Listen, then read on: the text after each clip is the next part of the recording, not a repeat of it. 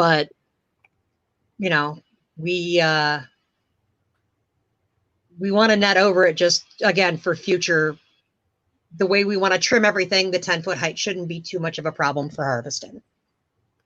So if we want to have cherries, or I don't know if it's this way everywhere, but my trees come on with cherries, but you'll never get them because as soon as you think you want to pull one, the birds got it the morning before. You'll see them.